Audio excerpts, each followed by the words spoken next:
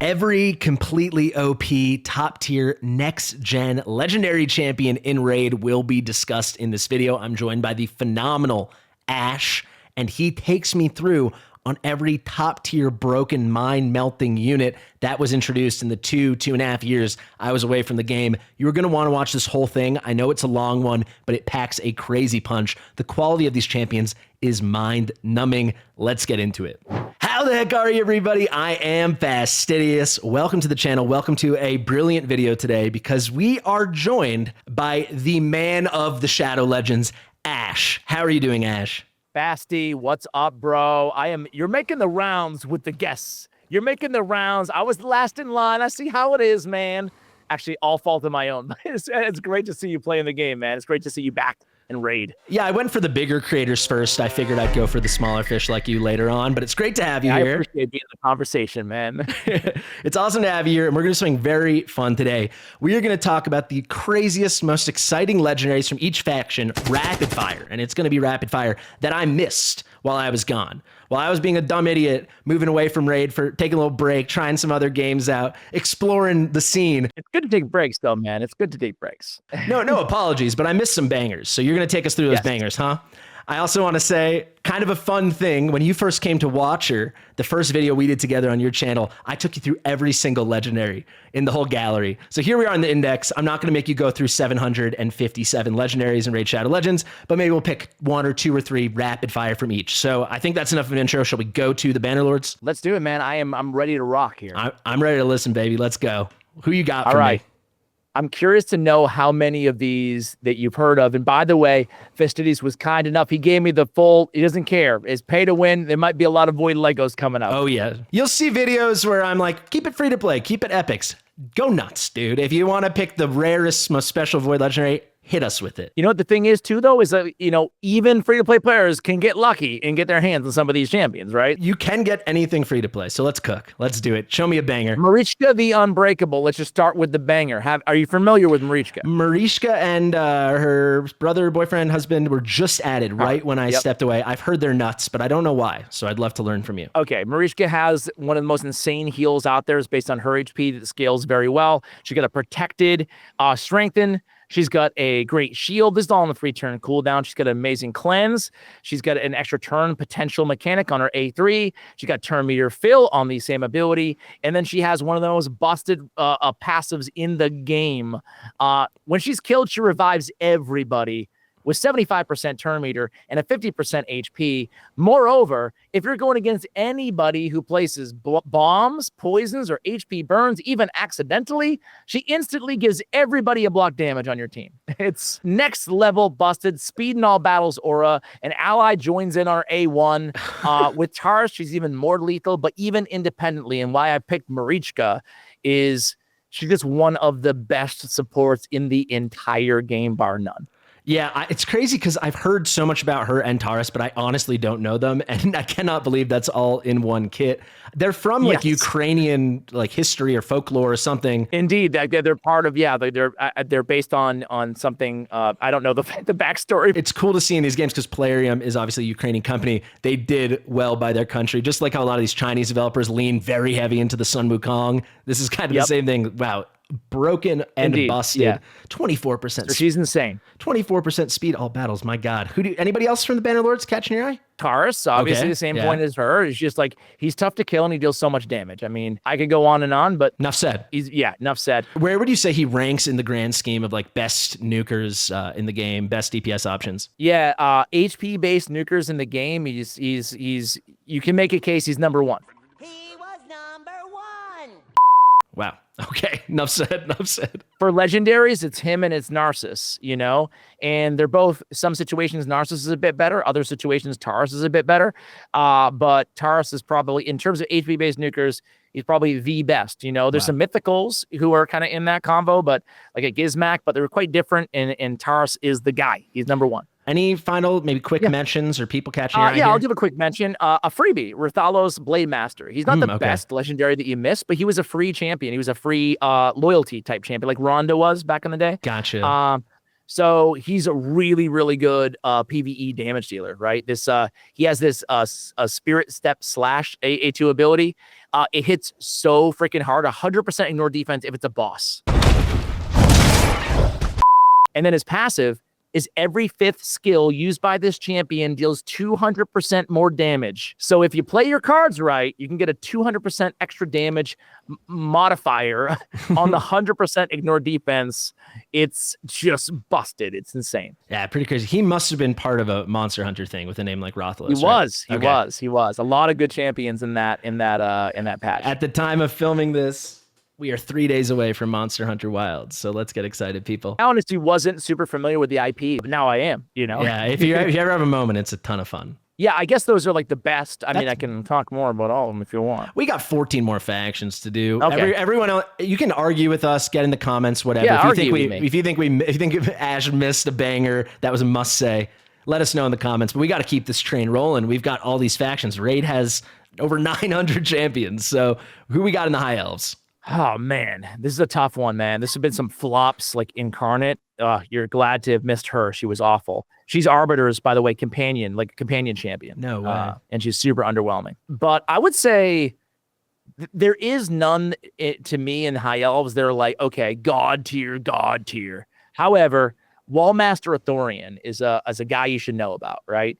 He's a very cool champion, very good in areas like Hydra.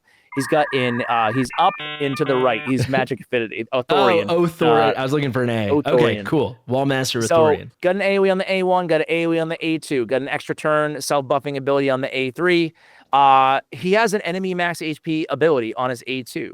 So he can smack, and he also brings block buffs. So very good for Hydra.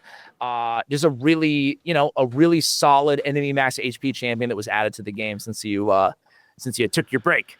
My other one would be Lana Theral, which is right next door. I was just gonna say, kind of a big thing. Yeah. I've heard in the hard ones, in the hard dungeons, you get capped on how much enemy max HP damage you can do. So the fact that you got a double hitter here is kind of huge, right? Yeah, it's great. It's just like a really solid option, And he's a little bit more niche than some of the other champions we'll talk about today because, you're not using him everywhere, but so anyway, 2 over from him. Lana Theral, man, he was a fragment summon or something like that, or for a fusion. And he was released without a lot of fanfare, but I love this guy. Ally attack since when you took your break till now, it's become like all the rage. It just gets more and more powerful the more they release more awesome champions with super solid A1s, right? Because obviously they're going in with their basic ability. So he's an ally attacker. He's got to increase crit damage, and then all allies will team up with him to ally attack, right? He also has a solid shield on his A2 ability. He's an HP-based ally attacker, so he's pretty tanky as well. So just a different type of option. Great in areas like Fire Knight and basically anywhere. So really cool champion there. I actually just pulled him I'm on a viewer account right now because I wasn't able to quickly log into mine. I was doing something over here, some testing, and we just pulled him like 2 days ago during some of the Sacred 2X. And I was pretty blown away how he seems very universal, but also very well designed for the Doom Tower with this destroy max HP, plenty shields, and then like you said, ally attack is kind of reigning supreme. Really nice choice. I like that champion. I love him, even though he sounds like some sort of a medicine or something. Yeah. Like, take your Lana Theral, but hey, He's a beast. I love that guy. You sound a little congested. Did you take your Lana Theral this morning? Yeah. Yeah. Take 2 doses of Lana Theral right before bed. You'll be good. Amazing. Sacred Order. It's weird because High Elves is like, I feel like it's such a quintessential faction, but like there wasn't that. I mean, their mythical is like one of the best champions in the entire game, Star Sage Galathir, but legendaries, Sacred Order though. Let's talk about this is kind of a controversial pick here. Do it. I want to make sure I'm not snubbing anybody like super way more obvious. But it's a controversial pick because he was gotta pay for this dude to get him. But good old He-Man. Are you old enough to have watched He-Man growing up, Fasti? I'm not sure. Like when they would do the old stuff on Cartoon Network. Okay. All right. I'm a freaking oldie. So like I actually was just like He-Man was my life in the early days. I was thrilled to have this dude. I think we're contractually obligated to say spot or whatever. Yeah, this is so funny. Shout to Mattel under license to Classic Media. Very weird that they had to include that. But anyway, he was introduced to the game as a $50 champion, past champion. And Skeletor was added to tonight's Revenant as a free champion. Skeletor, Okay. a lot worse than He-Man, go figure. He-Man can smack. He has, I never play with sound on, but he has like the He-Man theme, which is super cool. He ignores Stone Skin. There's only like, 4 or 5 champions in the game that can ignore Stone Skin, and he's one of them, and he hits very, very hard. Really cool champion, right? Like really good nuker, great in the arena. He brings a speed aura to the arena as well. Ooh, yeah. He starts every turn with a strengthen on himself. Really, really cool. He's got damage escalation as well.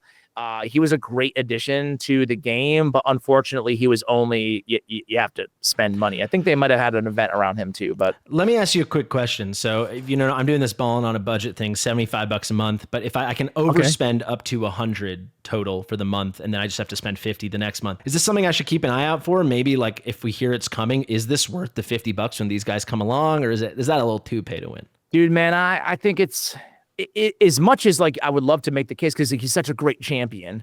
But I think that you probably can spend your money in better places, like, on a budget, I mean, he's really cool, but like at the end of the day, he's a very good nuker and he has a unique ability, but you can get good nukers, and like, I think that if you're going to spend money in this game and you're on a very, on a strict budget, I think that more often than not, you're going to like trying to get through those fusions, trying to like make sure you're set up to if things go wrong, you have something going on in real life, but you still want to complete the fusion, or just like straight up going for energy, man. I like the honest answer. I was leaning towards, I've never liked the idea of just buying directly something. You need that RNG element. But I've heard he's really good. So cool. Anyone else here? Yeah. The other one is High Mother Maud, who's a very interesting champion. I don't have her. Not a lot of people do, because the only way to get her is to use excess fragments from previous fragment summons. If you go to your portal, okay, you're aware. I've heard. You got to open these chests. It might take you years to get her, but she's actually a beast. I don't have her. I don't know firsthand, but you can see the kit. It's really solid. AoE revive, 4-turn cooldown, a really good AoE, a decreased duration of all enemy buffs by 2 turns, which is polymorph proof. She increases the duration of all ally buffs with the heal as well, based on her max HP. Yeah. And then she's got that passive, a very Tuana Rock-esque passive, or a Doom Priest-esque passive, where she's cleansing as well on the Shining Even song. So, very good champion. It's just super hard to get, but you should know about her. I kind of like this seesaw of you get something at the start of the turn and at the end of the turn. I kind of like how they did that. That's cool. She seems really strong. It seems just looking at it, right? I'm on Doctor Who's account right now. Very well developed account. Probably not the level of an Ash or certainly a Big Papa Drog or something. But you can tell he's been on top of the game for many years, and he's only at 59. Seems like she's going to take an eternity, and by the time people get her, they don't need her. That's kind of how this feels to me, as strong as she is. Do you feel that way? Yeah. I mean, like she's gonna help. She'll be utilized whenever you get her. But it just, I think it's super annoying. And dude, shame on me because I missed the #1 pick because I didn't scroll down enough because there's so many damn champions for whatever reason in Sacred Order. Lady Noelle, you have her, or Doctor Who has her. Doctor Who has her. Dude, she's one of the best champions released, I think, last year. Honestly, I think she's S tier. She got speed, great speed, aura. Wow. She's got a just absolute. First of all, she has a sheep mitigation on her passive, which is really handy because sheep is so annoying in this game. Polymorph, but her revive is just next level. The A3 Hearthkeeper. She's got an AoE revive with a 3-turn cooldown with 100% freeze on everybody. If Sir Nick's on the same team, it will not only can it not be resisted, but it will ignore block debuffs, so you can't escape the freeze. What a busted ability. That is broken. That is nuts. It's nuts, man. She's really, really, really strong addition to the game. I think she's the best. This is going to be 10 seconds, but Wixwell, I heard, was like a designed by the community champion. I just made my own clan, but before that I was in J-Geek's clan. I'm not exaggerating. Every single person in that clan was using him against clan boss. So I just feel like he has to get mentioned. Honestly, dude, like guilty as charged, but like I forgot that you weren't playing when Wixwell was released. I don't know what but yeah, man, he changed the game. He took the meta from, he single-handedly took the meta from Bat Eaters and Man Eaters and Demythas and whatever to Wixwell. on Demon Lord, right? Like that strong. Use him in other areas as well. But hey, the community voted on all of his skills, and the community freaking got it right. Also, he's got like one of the best A1 provoke in the game, right? 100% provoke against bosses. So great for decay in areas like that too. So very, very solid. Good really cool. That buff extension, giant. Or does he have the buff extension? He does. Am I crazy? Yeah. Yeah. Where is it? I can't find it. He's with the one sec. We'll cut this part, Mitch. If you wanted this cut, you should have edited the video. Yeah, no, here it is. In Tempest of Knowledge, he's going to put out the Degazac, increase the duration. By the way, he's putting out these shields, which he's doing the fun Brogni thing I love so much, where he's going to increase the value proportionally to something he's got going on. So in hit case, the defense. Really cool guy. It seems like a really cool, generous community thing they did. W Polarium. You got to highlight those when they come. It was cool. I want them to do that again because I'm now I have some faith in the community. So I want to double down on that. Sweet. Man, Barbarians though. Oh God, dude, you missed a lot. Maybe I'll start with this. There's only a couple new ones I know, but I'm gonna say one. All right, just to get out of the way because we don't need to spend too much time. Armand's broken. I've gone over it in a video earlier, guys. You're very familiar. I can't believe he exists. I can't believe he was free, and I can't believe I'll probably never get him. Ridiculous. All right, enough said. He is the guy. First of all, you know, in terms of like, okay, did you miss a game-defining champion? That would be the guy.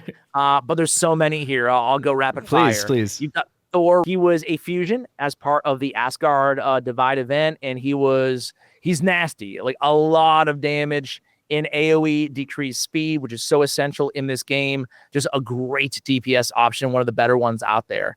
And it was cool that he was a fusion, and so a lot of people have him. Freya, same update, Asgard Divide. She is busted, very fast defense base, an insane shield that works the same way that Valkyrie's shield does based on her defense. She brings an increased defense on the same ability. Wow. She got a cleanse, she got a turn meter fill, and a block debuffs on a 3-turn cooldown. She has a great passive that escalates her damage. She has preemptive death mechanic. She's got a AoE on the A1 with a provoke. Wow. But it's also like an insanely hard-hitting ability. Like it's a random AoE nuke on her A1. So she's a very, very good champion as well. To me, she's not she's borderline like endgame S tier, but she's like maybe one notch below some of the best of the best, but she's right. She's very, very good. Archer Queen and Neragante Archer. She was as the Monster Hunters update, right? She's very good, but she's an exclusive, so you can't get her anymore. But she's got an AoE stun, she's got an AoE hex, an AoE provoke for 2 turns. She's got heals, she got decreased speed, she's got everything. She's Let me insane. guess, she also hits like a truck. She hits decently hard. Decently hard. Yeah. She's not like the best nuker, but she's like solid, you know? Okay, sweet. Odin, I got to give you one more. Barbarians have too many, man. Odin Father. He's Asgard Divide champion, and he's got one of the best auras for the arena. It's a 40% speed. It's void only, but you can build a void team around this dude. He's busted. Look at that A2. You're removing all buffs, and then you're placing a stun on everybody. Remove buffs so you can't block it. Place a decreased defense, and then a stun, all on a 3-turn cooldown, all 100%. And then that Asgardian Judgment is A3 ability. All you got to know about it is it does insane enemy max HP damage. It bases off the target's damage. And when you kill somebody with this dude, it revives. If a target's killed with a skill, revives a random dead ally. I love that. And then last but not least, his passive. Every 9 turns, plays a block damage on this champion and everybody else. So just randomly every 9 turns, even the enemy's team, you just get block damage on everybody. Am I reading this right? That it places the block damage and then it places buff spread on himself. So if he had other buffs going on, those are also going to spread? You're reading it right. He's absolutely. I'm assuming this wasn't a fusion. No, he was the exclusive. He's the Archer Queen. He's the Archer Queen of the faction. Yeah. So, I mean, it's crazy because was Chuanarok around when you stopped? She was fairly new, but she was around. I really, really liked her. I really liked the design here. She's great too. I mean, I'm sure I'm forgetting half the other jam champions because Xena. How about Xena Warrior Princess? Are you a fan of Xena? I remember from Larry David from Curb Your Enthusiasm. She was on an episode. That's my only knowledge. I remember that episode as well. I was not super into Xena Warrior Princess, but she's not. I mean, she's solid, but she was the other $50 champion, the He-Man. The $50, you can only get her in the champion pass or a special event or type thing. Cool. All right, Ogryn time. If you look at Visig the Noxious, like the fourth There guy we go, down. yeah. There you go. So you weren't around when they added these Unity Lords. Basically, these are, I guess, like from Watcher of Realms. For These sure. are the Lords. Of the, Yeah. the Lords of the factions. And they just give boosted abilities. Some of them are better than others, but generally speaking, almost all of them are really good when they're paired with, like, I didn't talk about Fina from the High Elves, but she's really good as well. And there's a new Faction Wars coming out this year, and we suspect that Unity Lords will be really freaking good, like insanely good, because it's going to be more difficult content, more bosses and stuff, and they're going to be great. This guy's great. He's got an AoE with instant activation on poisons and burns on his A1. Then he places poisons and burns on his A2. Then everything gets insanely better, depending on how many allies are on the team. Extra heals. His passive is broken. Protected burns and poisons and increased damage and all kinds of stuff. Yeah, there's a lot going on here. I got one quick question. So here he's got this aura, and then the aura gives a special effect to Ogryns. Do you only get that special effect to Ogryns if he's in the aura spot? Correct. Okay, cool. Yeah, there's these faction Unity guys, these lords, let's just call them what they are. These lords seem nutty. I call them lords. Yeah, how could you not? Lords. The other dude that you have to know, honestly, there's, again, a few things here, but like two things to mention. Number one is Gurgo the Augur was in the game when you were playing, right? But they gave him a huge buff. He used to be, actually way back in the day, he wasn't bad. That's what I was going to say. Now, when I first started playing, he was kind of hype in Arena, and then he kind of disappeared. He got crept so hard. Yeah. Now he's back. They gave him a really good buff. They've been kind of hit or miss with some of their buffs the last few years, but this one they nailed. He's got the speed in arena battles. He's got a very Odin-esque A2 ability where he's removing buffs, and then he's freezing them. So and then an extra turn too. Wow. And then the extra turn, and they changed his A3. It used to be a mediocre single target ability. Now it's an AoE decreased defense with an extra hit if they're under freeze, which they obviously are. Much better than it used to be. But the big dude that you need to know is Grazer Iron Gut, Avoid Affinity. This guy he's a beast. He's got an enemy max HP A2, increased duration of all ally buffs on that same ability. Wow. He's got a shield on the A1. He's got an AoE provoke on a 3-turn cooldown on the A3. He's got to increase defense, increase resistance, and then he has a fatal hit blocker with the unkillable, and he's got a heal on allies on the passive. Great in Hydra. He's kind of like somewhat comparable to a Krisk, you know? I don't think he's quite as good personally, but he can deal a lot of damage too with that A2. So it just depends on what you need, but he's definitely one of the better Void legendaries added. Just getting compared to Krisk is quite the compliment. So. Exactly, right? Exactly. It really is. One final little shout out is Stock the Broken. Yes. He's a very recent fusion. He's not on the same level as some of the others that we spoke about, but he's very cool. A great activator. And you can also activate continuous heals. We were talking about a collab on my video that you don't like continuous heals because you don't like waiting. Yeah. Well, Stock's got you covered. He can instantly activate those continuous heals and poisons as well, right? So really good poison and burn activator. Not quite on the level as like a Teox, so we'll talk about later maybe, but very, very good. Yeah, and he was a fusion if I remember. Yes. Yeah, when I was just coming back to it, I was looking for creator videos, and I watched a video from Bront about him, and I was like, he was a fusion, that kit? Yeah, right. And I meant Teodor, not Teox, but Teox is the next champion we'll talk about. Oh, great. So, let's talk about him. Legate or Legate Teox, however you want to say him. He's the Unity Lord. He's arguably the best Unity or Lord champion out there in the game. All you really need to know is he deals insane next level damage. Okay. I mean, you can sit here and read the entire kit and check out all the bonuses, but he's one of the best damage dealers out there. You don't even need to use him with all Lizardmen. Just like one will do the trick. Just the one seems special. I mean, you're already getting the counterattack when an ally's hit under a debuff, and then you're already ignoring strength and ally protect and shields just with the one. He's just a damage dealing machine. Yeah. So yeah, he's the guy. Total but there's menace. a couple others here. Lizardmen, they don't have many legendaries, but they have a lot of good ones. You were playing when they, like, I think you were definitely playing when they added like Pytheon, right? Oh, of course. Yeah, I had him. He was was he a fusion, right? Yeah. Nekmothar, are you familiar with the bug? No, I'm not. Tell me. Okay. Negmothar is worth a shout out. He's not going to be maybe on the level as the next guy after him, but he's got the A3 with the increased speed, the turn meter fill 30% with the extra turn. Yeah. And then he has the AoE on the A1 and the A2 with the decreased speed, with the leech.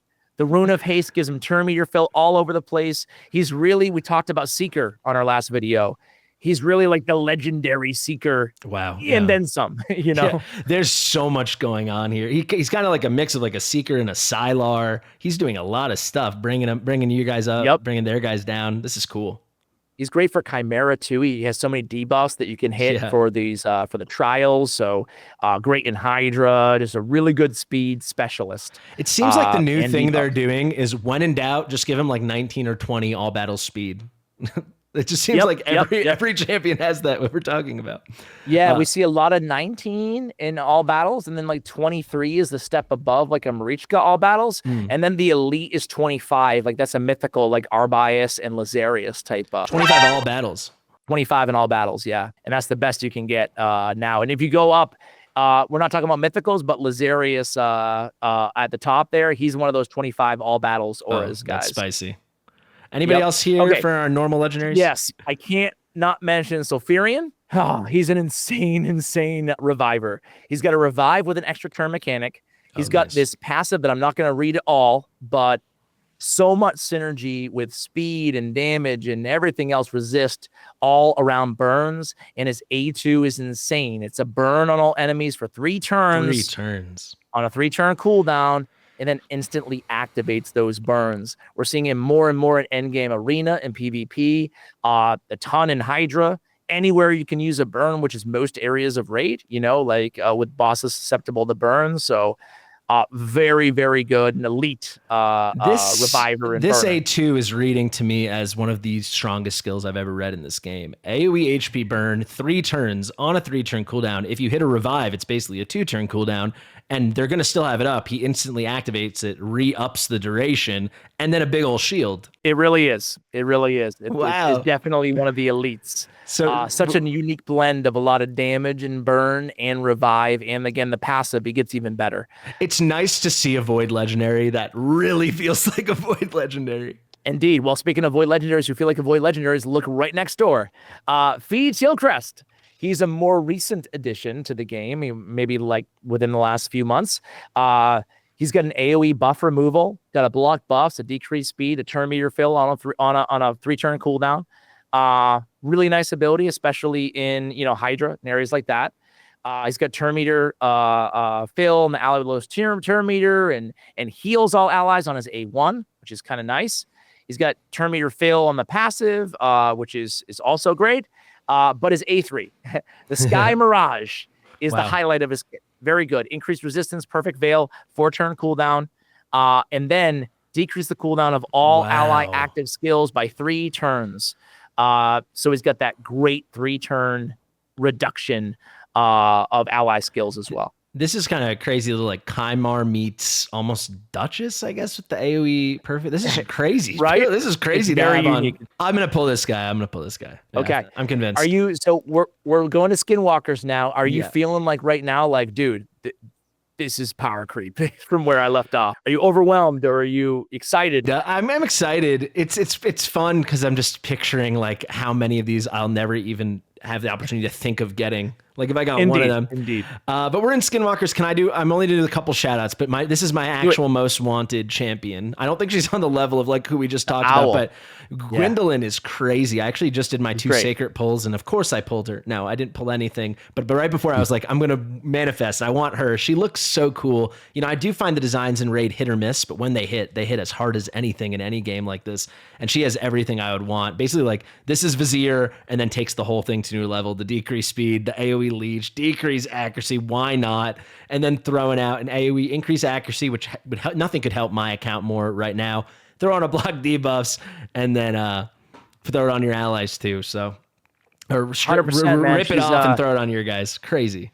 She's not on the same level as some of the others, but she's definitely very good. And she has that extra turn on her passive on the Bird of Prey. Every 3 times she uses a skill, she just gets an extra turn. That helps her churn through her abilities and keep the uptime on those debuffs up too. So really, really good. Great in like 9-piece feral, super hard to get, but like really cool. I guess that's a good moment to talk power creep. Like the fact that like, oh, she's a great addition, but we're about to rev it up from there. Like this would be about as good as a new legendary could be back in the day. So tell me where we're headed. Are you familiar with Marius? I've heard about Marius. Marius is I think you can make a strong argument that he's the best champion in the entire game, including all mythicals. He's also free, like it takes a long time, but he's the extension of the Arbiter missions, right? I mean, he brings increased defense, increased accuracy on all allies with the extra turn, which the extra turn, as you're aware, like it allows you to get back to your best abilities sooner, especially in longer battles. So the Death or Glory, the A2 is one of the most busted abilities in the entire game. It's an AoE enemy max HP ability, triple hitter, 3-turn cooldown, so you can get back to it sooner with the extra turn. He brings his own increased defense and increased accuracy, making him be able to pull off extra damage, and each hit decreases the duration of all enemy buffs by 1 turn. You know, strip Stone Skin, strip anything away on that A2 ability. Then he's got another AoE with Enfeeble on the A1, so they can't crit, they can't do damage, they can't land their debuffs with the Enfeeble 50%. And he's got this passive where he's immune to turn meter reduction, he's immune to decreased speed. Whenever anybody tries to decrease his turn meter, he counterattacks and enfeebles or kills everybody. Wow. He's got a 110 base speed, he's super tanky, got defense in all battles aura, in PvE, in the arena, in everywhere. This is the kind of power creep you kind of want to see, because like he is free. If you put in your lumps, this is quite the reward waiting for you at the end of the rainbow. He is worth everybody going through the arduous missions. I slacked because I got Arbiter early on, and I really, really regretted slacking on missions when they released him, you know? So it took me a lot longer to get him, but man, he is a game changer. So those are the obvious ones, like, you know, so some Wukong, obviously. So those are the obvious Skinwalkers. Sweet. Let's a quick shout out to this guy. I want to pull this guy. He seems crazy. Let's keep it moving. The hair. The bunny rabbit. Who do we got in the orcs? Orcs. Warlord is he still number 1, or some crazy stuff has happened? He's still pretty much number 1, man. Honestly, they haven't done a lot here with the orcs. Now that I'm looking, right? Trying to think of who would be the best. I see Artok in Arena a lot. He doesn't seem like he's new to you, right? Yeah. He was a freebie from the Call of the Arbiter series, and he's definitely going to be the best, right? He's got the AoE burn. He's an HP based champion, super tanky. The AoE burn, the AoE burn activation on the A2, and then another AoE on the A1. Nice. He's great. He's most of his damage is coming from the burns, but he can deal a little bit of damage too. He has damage escalation a bit on the passive, the Burning Blood. But he's great. Areas like Ice Golem, he's just one of the best champions in the game. Ice Golem hard. So I think he's going to be the option. The other note here is they didn't add any like absolute beasts, but they did give a really nice buff that you should know about in Tila Gourmain. She's an old school I champion. remember Tila. She was terrible. She was awful. She's a lot better now. She's got an AoE burn with a continuous heal on a 3-turn cooldown. Nice. And then a no books needed 3-turn cooldown. Yeah, and they went and they reworked her A3 as well. Now you can increase the duration of burns, plus put a leech and a hex. So a lot better than she used to be. Whole new story here. That's a very rare thing you see, just like giving you a 3-turn cooldown, no investment. I love that. Yeah. One just shout out is Varl the Destroyer. I think he was around when you left, but he's a lot better now, specifically in Hydra, because he has, anytime you see on his passive the mass murder, when you get this damage escalation in these longer battles, Chimera, Hydra, which can sometimes take hours or more, that escalation really it adds up. 100% extra attack is insane, you know? So you can get it powered up pretty quickly, and it's nice to have the AoE weaken as well from a damage dealer. So he's noteworthy, and he's Doom Tower farmable. Sorry, this is a noob question. It's just been a minute for me. This increase to the attack, is that the attack you've built upon him, or his base attack? No, that is the attack his total attack. Wow, that is similar to a buff. So you can get this guy to like a 14,000 attack or something. Oh yeah. Wow. Oh yeah. Yep. Wow, crazy.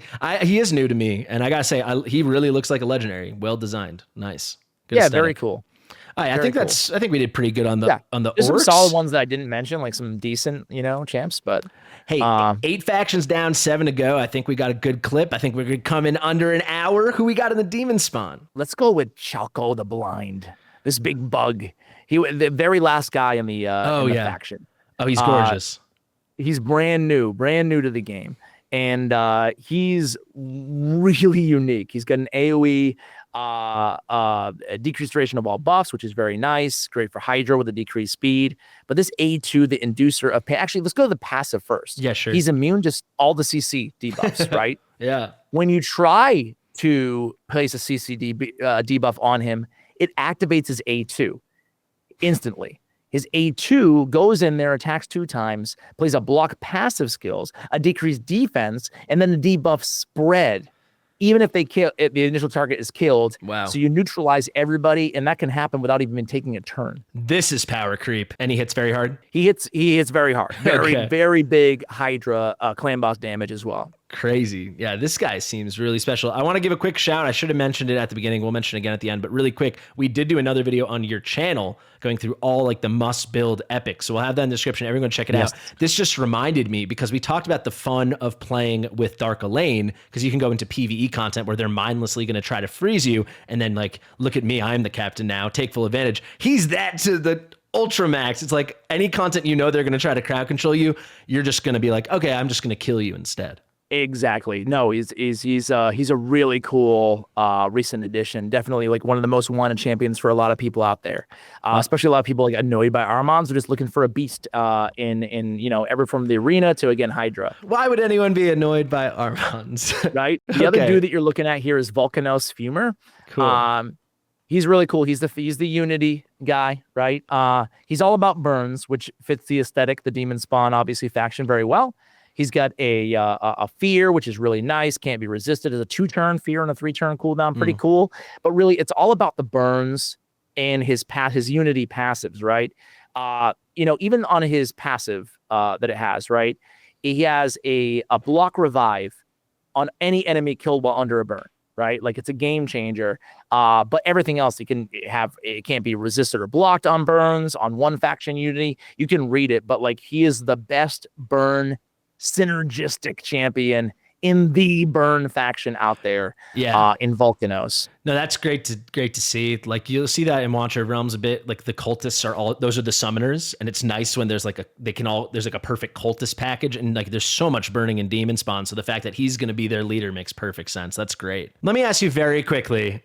Yeah. Like if someone plays 2 years, do you expect they're going to pull one of these Unity guys, or there's no guarantees on that? That you got to just strike gold. 2 years? I don't know, man. I'm too dirty of a Kraken to even give you a good answer. I'm going to totally keep it 100 with you, Like I think so, but they're hard. They're super hard to get. They don't make them easy. They give them escalated. They give them the escalated like progressive chance, So I think you can probably get your hands on one. I don't know, viewers, if you've been playing for 2 years, do you have any?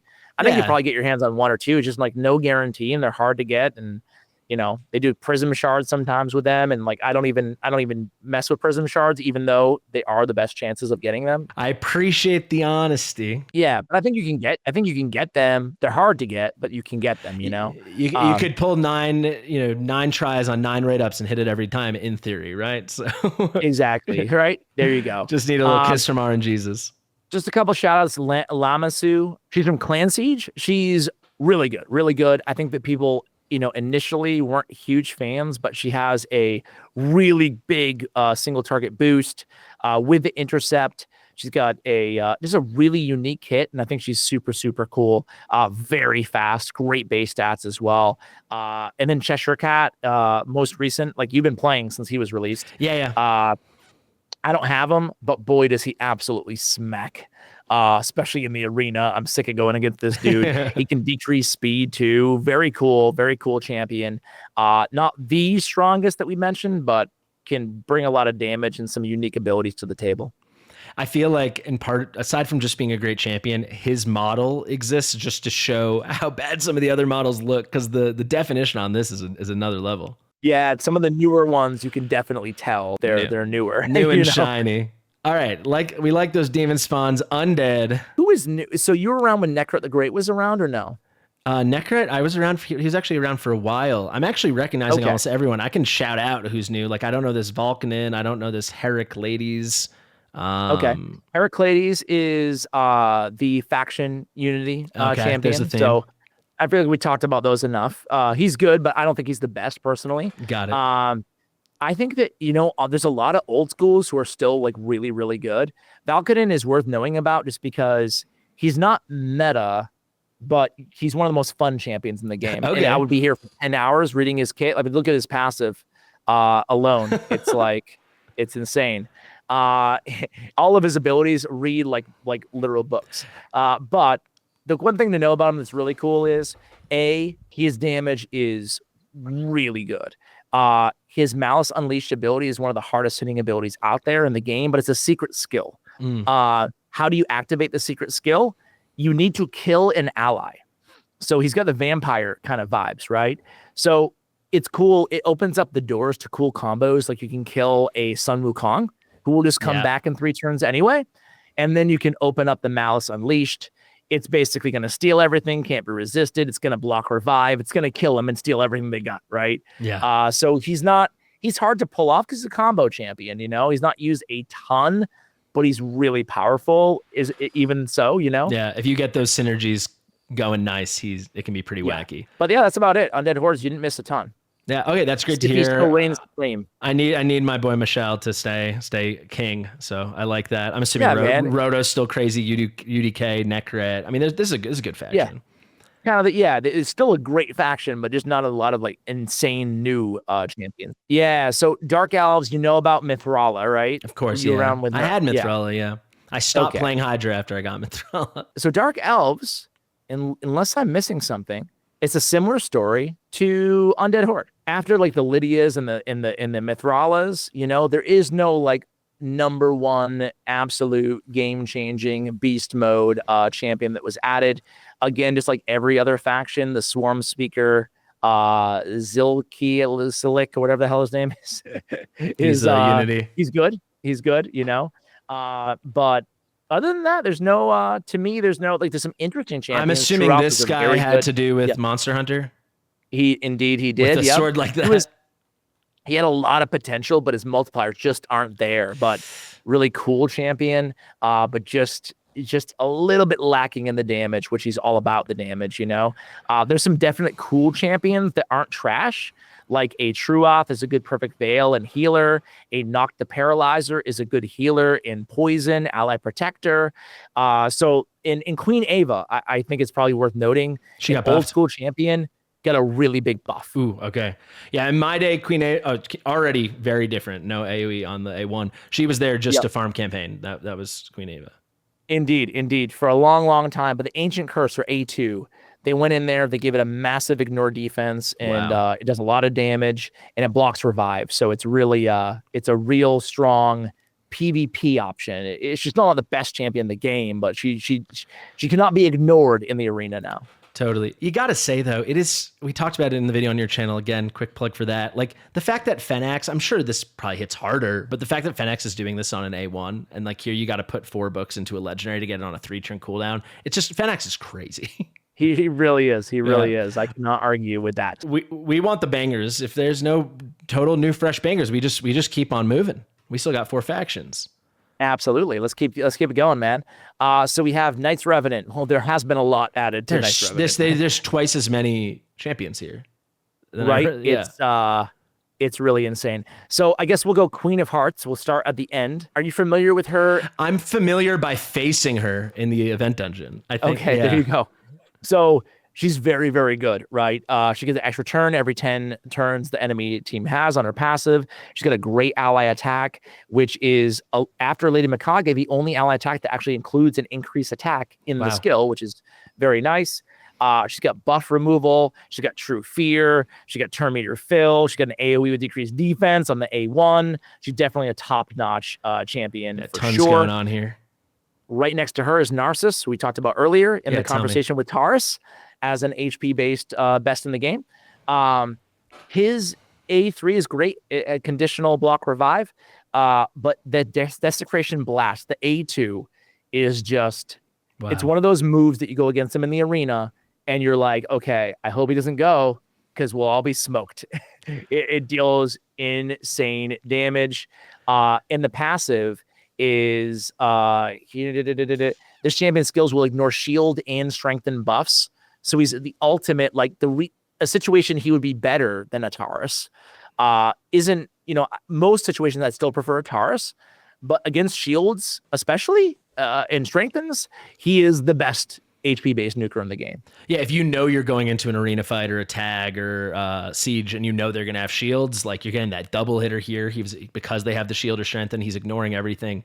Seems pretty crazy. I knew he was good because on one of my first streams when they had the Void 2X, someone in chat was like, "Hey, I pulled this guy White King. Is he good?" And then the chat exploded. Yeah. He's very, very good. Very, wanted by players out there. And he's a companion champion to White Queen and Korra, who is she here? She's right up top there. Oh, there we go. She's quite different. You can't say she's better or worse, but like I would even prefer her. Oh, I think wow. she's if I had to choose between I don't know, whatever. I mean, splitting hairs. One's a damage dealer, one's a support, but she's such a good support champion. I think she was the first champion after Godseeker and Eerie to have a reset revival on the Rise My Love. So it's a great single target revival because it's on a 3-turn cooldown, but it also resets the cooldown of their skills. That's if crazy. If it's the king that she's reviving, he's gonna have 100% turn meter. After the revival, you decrease turn meter of all enemies by 10% as well. If the White King is revived, it's an unresistible 20% decrease. She's got a cleanse on the A2. She's got a turn meter fill on the A2. She's got a shield on the A2 ability. She has a decreased cooldown of a random ally skills by 2 turns on her A1. A lot of synergy with Narcissus on that A1. She got speed in all battles by 19%. She got great base stats. She's very fast at 111 speed. But the Queen Consort, her passive, whenever an enemy tries to place a CC debuff on an ally with the highest crit damage, she takes the debuffs instead. You can't CC the nuker when she's on the team. And then she fills her turn meter by 50% if she misses her turn due to those debuffs, right? So it helps you kind of mitigate that. At the start of her turn, it removes all the CCs from the king as well. So this could be booked down to a 1 turn on this passive. It's very nice protection. Well, actually, how does this work? If it starts at 3 turns and you can book it down to 0 turns, does that just mean it's always good to go? Or how? Yeah, it's a great question. That's but strange. Yes, I guess you can. I guess it's just always going to happen. Yeah, good call. Crazy. I actually think I agree with you. As good as Narcissus sounds, like, he seems top tier DPS, but DPS is kind of more a dime a dozen. And then this level of support, this is everything. He's so unique, and what you can end up doing too is you can, just so many different things with her. Like people use White Queen a ton, even without Narcissus, Totally. But Narcissus is so good too. It almost feels foolish to be like to pick between two such separate champions. Alatreon Blade Master was an exclusive champion, so you can't get him anymore. Where am I finding it? Oh, here we go. He's not on their level, in my opinion, but he's very close. He's very unique. He has all these protected buffs and cleanses, and very tanky, very fast. I don't want to spend too much time on him because you can't get him anymore. So, like, whatever. But he's great. He's very, very unique champion. Very good. Do you know Georgia, the Nutcracker? He was I think he was the Christmas before I stopped playing. Okay. So I'd seen him for a month or two. I know I think at the time I stopped, he was many like Kraken's most wanted. Yeah, he's still, he's not the most wanted necessarily anymore, but he's still S tier nuker, attack-based nuker. So he's still very, very, very good. Great. Still one of the best options for Ignore Stone Skin in the game, if not the best. And he has the extra turn, the decreased turn meter, just such a threat in the arena, especially. Great damage dealer. Are you familiar with Theodore the Savant? I'm not. Where? Are you familiar with I do remember. I remember Theodore. Yeah, he's like a damage over time extraordinaire, right? He's an activator, yeah. So activator. You can use him in dungeons, activate poisons, burns, placing poisons. Just really, really good. He has an increased speed as well. Very, very good champion. Man, there's a lot. They added a lot to this. This is even Losan Kaleth.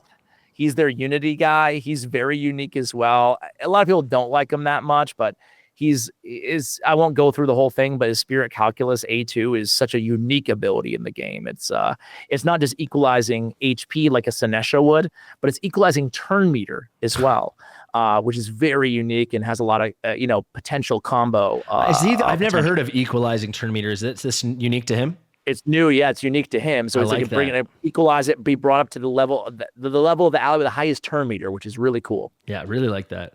Kind of cool look too. I just saw J-Gigs had a video where he logged in and had him waiting on his account because there was like a Prism event and he didn't realize it, and this guy was just sitting in his mailbox. Oh my yeah, people should go check it out. It's pretty exciting. I gotta see that, man. It's pretty exciting. Giggs is one of the best, man. He's awesome. a great. All right, that's it. Yeah, what a faction. Compared to what's happened to High Elves, or was it High Elves and Dark Elves, where it seems like the needles barely moved? This is night and day. They seem like one of the strongest. Dwarves is the same story. It's insane. Acrisia, right? She was around. Acrisia right? was brand spanking new, but they're enough that I know that, and her enemy max HP is lethal. Yeah, she's still really, really good. Newt, do you know Newt? He was after my time, but he was like, even when I wasn't playing Raid again, even with Watcher, people would go, "Oh, the fusions in Watcher are so great." It's not like Newt. Yeah, Newt was like such a game changer. He has the hardest hitting, the best enemy max HP ability in the game with the Blessed Bash A3. It's a triple enemy max HP. It's even harder hitting than like a Marius in terms of the multipliers of the enemy max HP, and it's just so insanely, strong. I don't think he's like quite as, I don't know. It's hard to compare to Maris, but like he's like him and Armans and like a Marius are probably like off the cuff the big three that were added, and he was a fusion as well. All three of those were freely available, which is kind of cool to hear. Yes. Yeah. Indeed. They're all. I want to make a quick note. When I said the fusions in Watcher are so good and not like Newt, I wasn't talking about quality of character, just like ease of how to get it done. Because I heard he was brutal to get, but it seems like he was worth the oil you had to burn. Because that's crazy. Like once a year, maybe twice a year, like a champion that is so game changing comes around, like an Armand's, like a Newt, in a fusion that is just like, this will change your account for years. And Newt is one of those dudes. He's got a triple hitter on the A1, turn meter control and freeze. Good for Fahrenheit normal, good for Fahrenheit hard, good for anywhere.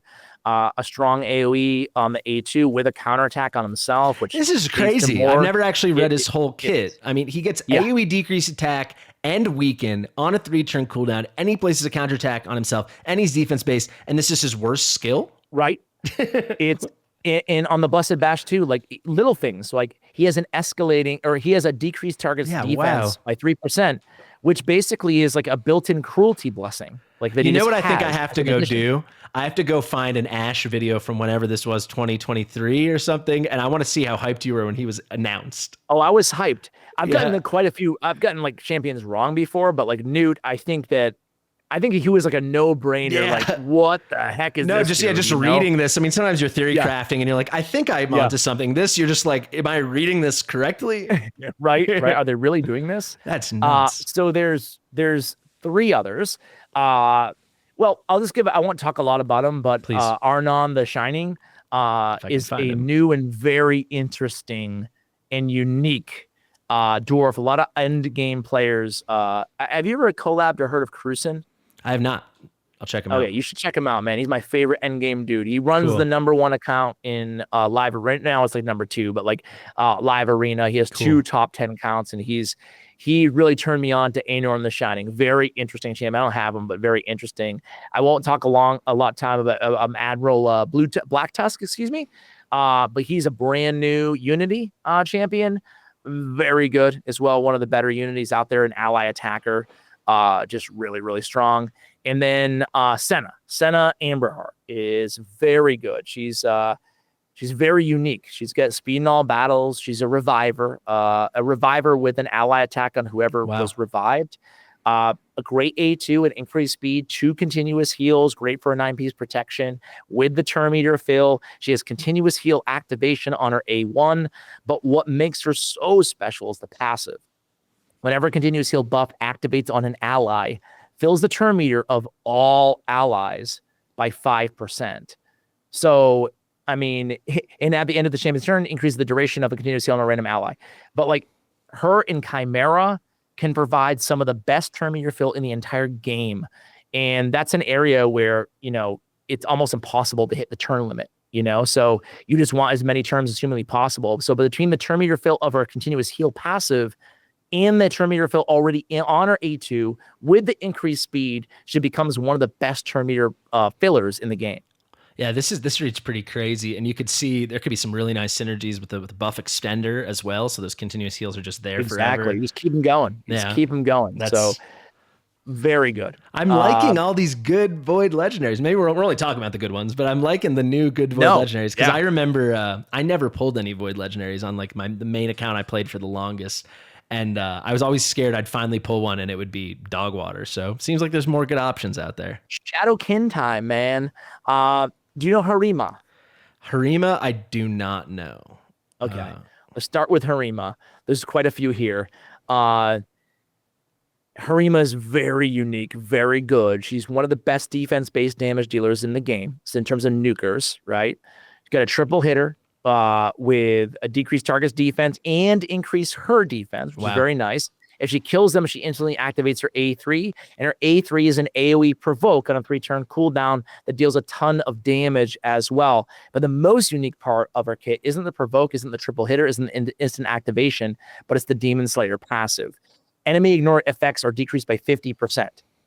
That applies to everybody in her team, not just Harima, Yeah. So she is the response to the prevalence of ignore defense. Like it's the strongest thing you can have in the arena.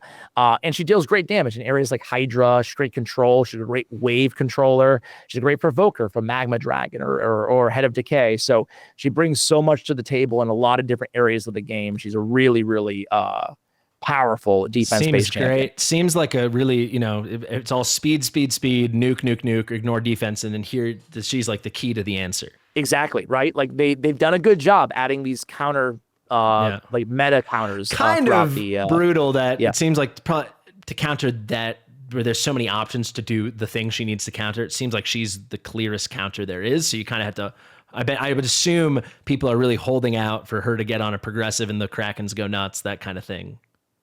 Yeah, I mean, she's been around she probably came out right after you took a break or whatever left. So she's been around for a bit now. So people got her. I feel like Krakens have her at this point, but she's still one of the most wanted champions. She's like, sometimes you just can't win, especially in the arena. You can't win against better teams, right? With a faster gear. But she gives you a fighting chance with that passive, right? Of surviving and taking control of the match. We're only asking for a chance. Exactly. So do you know Rio Bone Spear? She was around, right? Rio was definitely around. Rio was a lot of fun. Never had her, but watched her in videos. How about Shuzen the Valorous? Shuzen, no. But okay, so here's a fun story. So we mentioned Big Papa Drath earlier. I can't remember if it was this video or the other one, but I did play Raid once last year for 1 hour. Okay. And that was a sponsored stream, and it was co-hosted by me and Big Papa Drath, because he's like my babysitter. And he was like, rip them all, pull every shard. And my first Void shard was her. My first Void legendary. That was a good Drath impression right there, bro. Do everyone! But it was my first Void one. I pulled one. My first one I had never pulled, and it was like 600 days on that account. I'd never pulled a Void legendary. My first one was her, and Drath lost his mind. I feel like it was rigged. Dude, it's she's a beast. Yeah. She is as meta as she's ever been right now in this moment. She's got a great A3. She's got a great speed aura, right, in arena. She's just a fantastic champion. That charge of the Valorous is very powerful. Yeah. But the reason she's so powerful is the A2, the Purging Petals. I mean, she has a lot going on here, but basically she can set up anybody on your team with an instant turn. So you can build the nuker super slow. Like, let's just think of Marius, one of the most powerful combos in the game right now.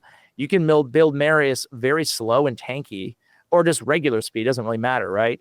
And then with Shuzen on your team, you build her with all your best speed gear, and then instantly give them a turn. And so, like, if you can build her to wherever you are in the game, 300 speed, 400 speed, whatever, whoever the hell you want to build, however you want to build them, will move at that speed, and it can just instant death people. You can parlay her with a block revive champion, and like before the enemy can even go, you just kill them, You know, Yeah. so there's so many combos you can pull off, but she's very, very good. Yeah, this instant turn effect is new to me, but yeah, that's crazy powerful, especially with 110 base speed and all the crazy things people are doing now with the stats from the relics and blessings have the stats and Oh, yeah. enhancement Yep. and enchantment and this. Exactly. Yeah, I'm assuming Yep. people can get her over 400 speed and just cheat code it. Indeed, indeed. She's like very bannable in live arena because you're like, I don't want to deal with her. I don't want to deal with her. Yumeko, are you familiar with Yumeko? I am familiar with Yumeko, and Okay. hey, on your video, we plugged 3 of the 4 people from my link. So here's the moment to get my plug in here. Okay. If you use my link, if you're starting Raid Shadow Legends, you got 4 champions. 3 of them are 3 of the top epics in the game. One of them is a very solid, unique legendary, but he is the partner of Yumeko. So that is Corrado Foxhunter. And you're going to want to use this link because when you get Yumeko, you're going to want to see her at her full potential, right? Indeed, indeed. They can be a pretty fearsome tandem because you can have the block active skills to neutralize the Corrado brings to neutralize mythical champions, and then you can have the cooldown to neutralize legendary champions and everybody else with Dance of Time and Yumeko, and it's a pretty good synergy. And then you get the 2-turn stun on Corrado and the damage. It's fun. It's a fun combo. Yeah, no. So these guys were both newish. He was one of the last fusions that was out before I took my break.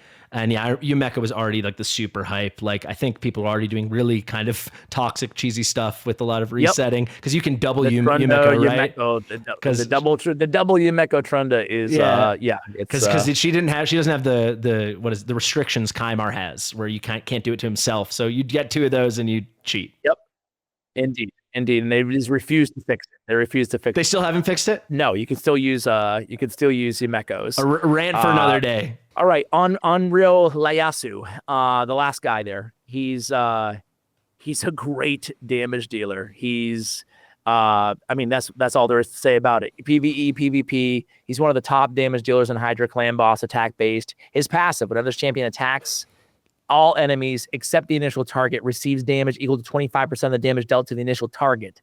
It will ignore 100% of the target's defense. So basically, this allows you to turn a single target damage dealer who deals an immense amount of damage to basically an AoE type damage dealer, you know? So just like a really good, really interesting design to him as well, but a very, very good champion. That's pretty crazy. I'll mention really quickly, please. Big buffs to Gamoran and Jingwan. Okay, so I'd say those probably would have been like 2 of the 5 worst legendaries I remember. Yes, exactly. Gamoran's very cool.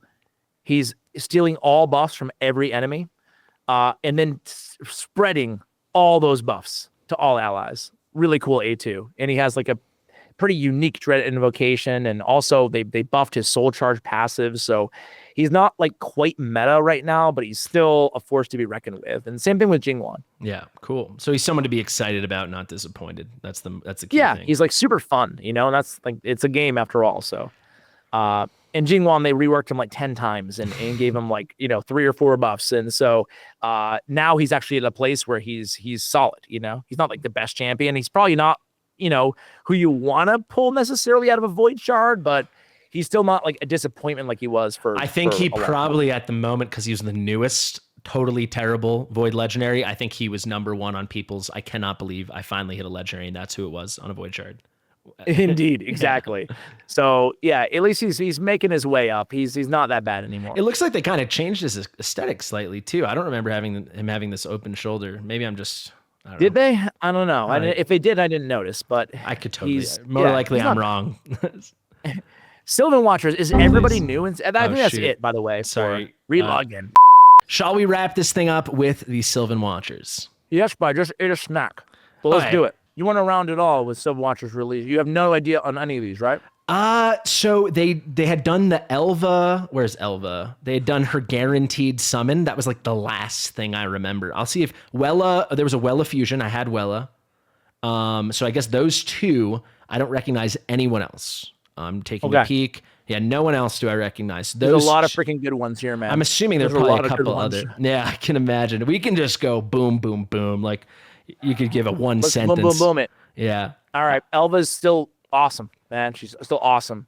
3-turn revive, a heal on the passive, a la like a Soul the Drakes, a Siphi. A great cleanse with block debuffs and an increased speed. Great base speed. Just a really, really, really solid champion still. Estrid Dreamsong was a fusion, and maybe she wasn't quite at the level of a Newt or an Armand's, as we spoke about earlier, but I look at her as like Lady Noelle level, like we talked about like an hour ago, right? Like she's very, very, very good. She's again 115. She's like a 10-way tie for the fastest champion in the game. Is 115 number one? 115 is number one, but like literally like 15 or 20 champions have 115, but no one has faster. The beauty of her kit is this. You open up with the A3, you get an increased speed, an increased attack, and then a turn meter fill on all allies. And then you get an extra turn. Nice. So it's a 4-turn cooldown, but you get the extra turn. You go into the A2. It's an AoE attack with a decreased speed and a weaken all enemies. Then you decrease their turn meter by 15%. This is on a 3-turn cooldown. This allows you, first of all, you're getting increased speed, increased attack, decreased speed, weaken, like 4 essential buffs and debuffs. And because of the extra turn, it allows you to basically get back and have very close to 100% uptime on both the buffs and the debuffs. Yeah. And then she heals on her passive. She deals damage as well. Like she deals pretty nasty damage. She's super tanky. She's super fast. She gets speed in arena battles. She's not like a super quintessential arena champion, but she's really sneaky good. Like we talked about earlier that like, yeah, I got Newt right. You know, I knew he was going to be a beast. Knew Armand's was going to be a beast. I thought she'd be good, but I underestimated how good on Estrid. That's kind of crazy. Like, I got to say, they had good fusions. Like, Herndig was a fusion, Brogni was a fusion, Rhodos was a fusion. Like, it was the thing. But the fact that, like, this is all within a year or two that we've gotten these 3 that you've just mentioned, I mean, these would be within the best legendary on my account. I think all 3 of them. Crazy. How about, what if I told you there's a champion right next door to her that a lot of people say Power Crept Duchess, who is probably one of the best champions out there when you she's probably my most wanted. So Glaciad of the Meltwater, a lot of people say is better, you know. It does depend. They're both insanely good. Very Duchessy right off the bat with the same aura. He's got an increased attack, just like Duchess. He's got a perfect veil on his A2, just like Duchess. He's got a turn meter fill in there as well, which is nice. He's got a revive on a 4-turn cooldown. He's got to increase accuracy and increase defense for 3 turns, but it will happen even if nobody's revived. If no allies were revived, it grants him an extra turn. Wow. Really nasty. Allies under perfect veil, placed by this champion, deal 10% more damage. So instead of damage mitigation, you get damage escalation on his passive, which is super powerful because sometimes Duchess is great, especially in the arena with that. I think Duchess is better in the arena personally. But in PvE, I think that Glaciad is better because you want the damage because oftentimes survivability, like you got it covered. You got the heals, you got the revive, you know, as well. Yeah, he basically feels like Duchess and then some, but then without the damage mitigation. Exactly. And he's fast, you know, he's got that 112 base speed too. So very, very good champion. That's crazy. There's 2 more that, I mean, honestly, really quick shout out to Yinseska, Grailbearer. She's very good. AoE decreased defense and weakened champion. And AoE on the A1 with a decreased attack. A very unique A2 ability. She's very good. But there's 2 elites, like the, you know, elite elites. One is Feral the Barkhorn, the little Christmas tree here. He was another champion that I got wrong initially. I feel like a lot of players may have gotten him wrong because you read his kit and it does not pop at you in any way on initial glance. Okay, he's got a decreased speed on his A1. He's got a decreased accuracy and a block buffs on A2. And he's got an increased resistance and a perfect veil on the A3 on a 4-turn cooldown. Like, it seems good, but it doesn't seem like, okay, this is going to change my account forever. But it's the Spirit of the North passive that he has. And really, every part of it is really great. But if an ally's under 4 or more buffs, increase their damage dealt by 20%. It doesn't sound like, when you read it, it doesn't like jump out the page like, oh my God. But now where the game has evolved, especially as you get towards the end game, is you're always going to have your allies under 4 more buffs. Like it's a buff heavy game in protection sets to make sure you keep the buffs on your champions. And that 20% more damage especially in longer battles, is like it gives you 20% more damage at the end of the day, right? Because you're going to keep those buffs all the time. So like in Chimera, where you want to score, you know, whatever, just play even numbers, you want to get 1 million damage, it's all of a sudden changes to 1.2 million, you know? It's just so, it's such a great way to get more damage, and you can synergize beautifully with a protection or a feral sets. And he's just like a really good champion that's way more than meets the eye. Yeah, it seems crazy. Would love to get this guy. It seems like the Sylvan Watchers are a powerhouse. They're a super powerhouse. Yeah. And the last guy, perfect guy to end the video, is Grando Padrig. I knew you were going to say him. The man. Very fast 112 base speed. He's got speed in dungeons on the aura. He's got, let's just start with the A1, right? He's got a 50% chance of decreasing the cooldown of a random ally's active skill by 2 turns. What a nice little A1, just a 2-turn skill reduction. I'm going to go right to the A3 because he's got a turn meter fill with a cleanse on all allies and an increased speed on a 3-turn cooldown. A very nice ability. On the A2, it's an ally attack, but he's teaming up, which is really nice because then he has the chance of reducing the another chance of reducing ally cooldown on his A1. He's restoring their HP and placing a continuous heal. So an ally attacker as well, which is so, you know, pivotal in this game right now to have. So he's got cleanse, turn meter fill, increased speed, ally attack, cooldown reduction, but then the passive, right? Basically, whatever type of champion that you have, they're going to get the best, but one of the best buffs they can get on them at the start of every one of his turns. So your attackers get increased attack, your defense get increased defense, your supports get increased accuracy, your HP is going to get a shield. HP kind of, you know, gets the raw deal a little bit, I but agree. everybody else, everybody basically, it's just busted, man. It's just like he brings so much in one kit, you know? This is the right champion to end on. This is insanity. Right? This is like, I feel like it's all, we've seen so many good ones, not to say he's the best, but I feel like it's been building up to this because like every skill is like 20 to 30 to 50 to 100% stronger than I feel like it should be based on my old expectations. Like this should be a 10% chance or 20%, not 50. This over here, he should not get to attack, and it should not come with a full destroyed HP restoration and continuous heals. The ally attack, fine enough once you consider the crazy A3. And then the passive, this is just like, without doing a thing, every turn he's doing the buff you need. This is loony. So good. So good. Yeah, I've seen him popping up in Arena. I haven't gone through every skill, but I click on every new champion I don't recognize, so I've given him a little once-over. I had a feeling you were going to say him, but I'm glad we finished there because I didn't know all that stuff, and that is crazy. A lot of stuff has changed in this game, Ash. A lot of stuff has changed, man. It really has. It's power creep is real, but you know, in a way, it's expected too because you know they got to keep players interested in something, right? So I feel like they've done a pretty good job. I feel like especially right now, people will always complain about certain champions in the meta and whatnot, but I feel like things are fairly balanced, you know, compared to where they've been in the past. And they're doing a good job of like, whenever something gets really too annoying, like Stone Skin or Polymorph, they start putting out options to combat it as well. Yeah, it's pretty sweet. I mean, I feel like in Raid, they'll never nerf stuff. They just like create a new answer and then that creates a new problem. They'll nerf like, I don't want to get into a rant in the video, but they'll nerf like free-to-play friendly things. Yeah, well but other things, some things they won't nerf, but I digress. Okay, my dogs are going crazy. My puppy just ran through him. It's probably a sign. Ash, we've had a long day together. We sure have. Thank you so much. It's been a lot of fun. Definitely check out somehow a way longer video on your channel if people are interested. Right? We got this one here. This was really enlightening. I liked focusing on all the new stuff. Thank you for taking the time.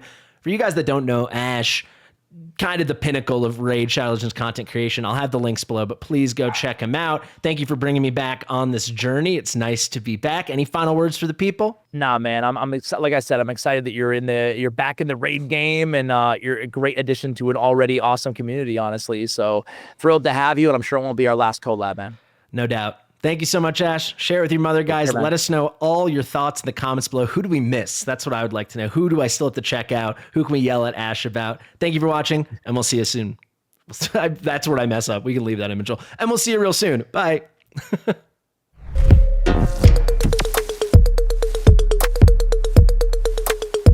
Fastidious.